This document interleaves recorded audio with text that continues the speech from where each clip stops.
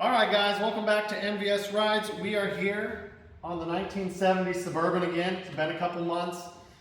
This, if you don't know, these ran from 67 to 72. They only came in a 3-door pattern.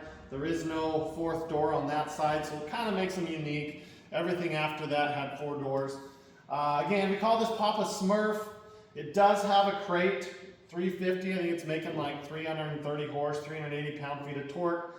Backs to a turbo 400 and then a 12-volt rear, I believe. We have airbags in the back. It is lowered, I believe, 4 inches in the front, so we can adjust. We can ride higher if we pull something, or just like the look, or we can keep it pretty level. But in the last video, I was talking to you guys about Holley Sniper fuel injection. We ordered a kit. We put it on. We'll get to that in just a little bit. Some of the things around. But I have an MSD Atomic and 2 Phytech, so I really wanted to try the Sniper out. Honestly, the installation was very similar to the other kits. I do like the instructions on this. It's been a long time. I mean, the ones we put on were in Utah, which makes it almost probably 10 years ago that they were put on. Me and Justin put them on. This was really straightforward. Not a lot of wires to hook up. There's a lot of customizable options. So anyways, we get to going. We get the unit on here. I start to plumb things up. We build some custom brackets for the pump.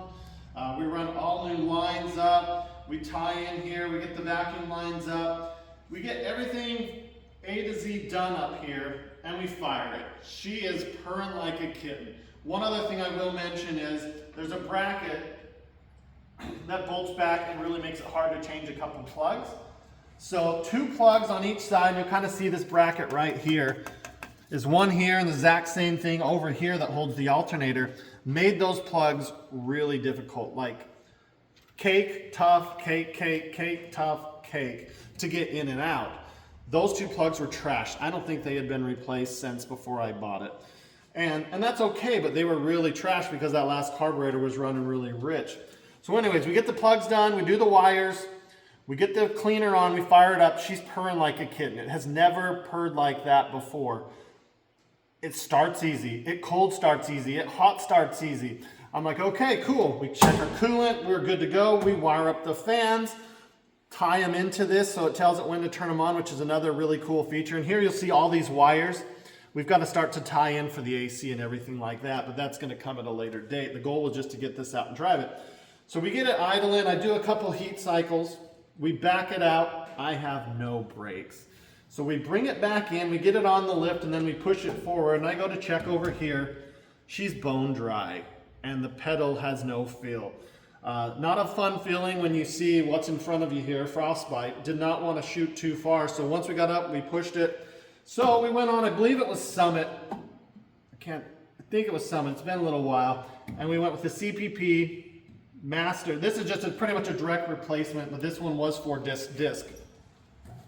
This truck has disc brakes all the way around, as you can kind of see in the wheel here. Really nice setup. But you know what's sad? That Mustang there with 4 drums stopped better than this has ever stopped. This has always had a little play in it. Sometimes at lower RPMs with the carburetor, I'd have to hit the gas to get the pressure to hit the brake. I didn't like that. You should never have to hit the gas to get brakes. So anyways, we get this installed. I get the pedal in there, or the rod to the pedal, and I put it on the left side of the pedal. And I tighten it maybe too tight. So I'm pushing the brake to get out the first time, and it acts like a parking brake. I can't go forward, I can't go backward. I've got to get my foot or my hand and pull up on that brake. So I wasn't thinking about it at the time. Took me a little bit of time. We were talking about it, thinking about it, and I'm like, hey, I bet I overcranked it. So when I did that, I looked and I noticed the rod was a little this way. So I took the rod, brought it in just a hair, and put it on the other side of the brake pedal. Because the brake pedal, it's got a piece of metal. I don't think it's a 1/2 inch thick, but it's somewhere a little bigger than a 1/4. Put it on that side. I used a cotter pin that was on the old one. This one had a bolt with a castle nut on it. And I didn't like that setup because I couldn't get the cotter pin. So we're using a washer, and then just pretty much just a piece of metal that goes through with the hole in it, and then we got the cotter pin on it.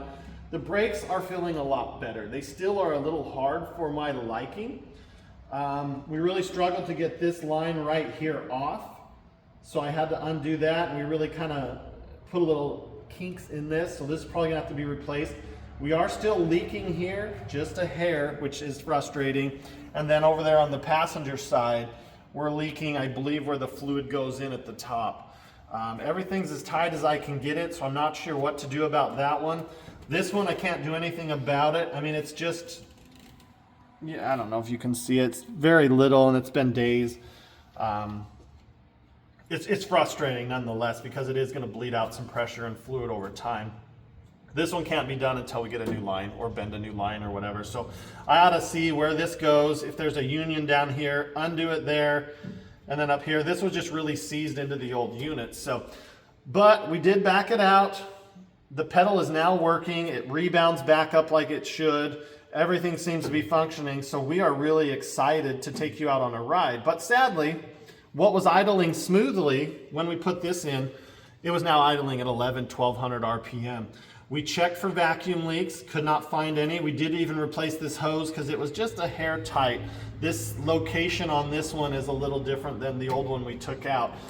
That brake booster seemed to be just a whole different position. It was closer back, but bigger and just a little offset. So we replaced that, we checked for vacuum leaks, and then I got to look in online, and others have said they've had to adjust the blades or the throttle. So with just a little bit of adjustment, we were able to get the idle down to a reasonable level where we had it set. I think we had it set at like 700 or 7, I think it was 750. And now she just purrs right at 750. So with that, it's been a long time. I'm gonna do a cold start for you. We'll get you guys kind of out to the back, to the side there, so I can still talk to you. And let's do a cold start. It is 39 degrees, 37 this morning. Right now it's somewhere around the 40s. Let's do a cold start. We're good? All right, guys, we're gonna fire it up. It still has, I don't know what's in the pipes here. You can see the black all over here. Once it starts running, I think the liquid from the gas, and it was running really rich with the carburetor, is kind of pulling some of the soot or whatever that's in there, and it's shooting it out. It's getting better, so I think the more we run it, the less we'll see of this. I keep these ramps wiped down, but once it's on the concrete, it kind of dries in. So with that, let's give it a fire. Like I said, it's been a while.